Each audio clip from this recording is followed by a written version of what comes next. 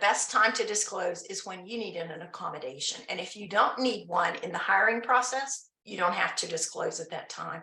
Some people feel that, if I disclose early and my employer's not thrilled with that, then they're not going to be thrilled with me when I do need an accommodation. And that's not someplace I want to work.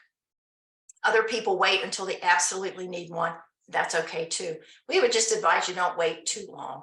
If you're having any kind of difficulties in the workplace because of your disability, then that's a good time to disclose and ask for accommodations, because an employer doesn't have to excuse performance or conduct issues because of a disability if they didn't know about it. There's nothing dishonest or covert about not telling upfront. So it's always a personal decision.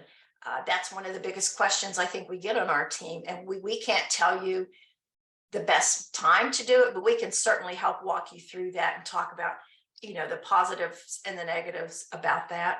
So you give out specific personal information about your disability, and you want to provide information about the nature of the disability and the limitations, or how the disability affects your capacity to learn or perform the job effectively.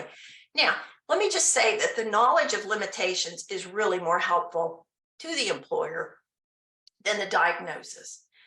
Many people may have the same diagnosis, but it's how it affects the employee in their particular job functions that's really helpful in determining accommodations on the job. For example, if the employer had the information that an employee had difficulty with concentration in a busy setting, has a slower processing speed, and has difficulty with interpersonal skills in large group, that's going to be really more helpful information to the employer than someone who says, I have autism, because that could mean a lot of different things.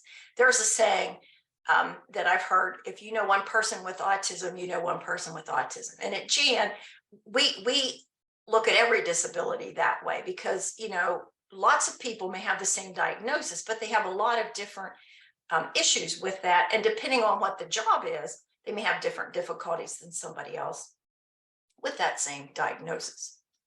And then the third part there is you want to provide accommodations you'll need in order to do the job, if known. Sometimes people don't know.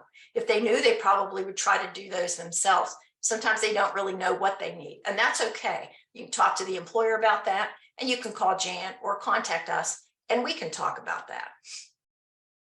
So what are the reasons why people disclose? There are three main reasons why you disclose a disability in the workplace. And the first one is to ask for job accommodations. And I've got a lot of information coming up about that, with a lot of different solutions that go with those. The second reason is to receive benefits or privileges of employment. And then the third one might be to explain an unusual circumstance.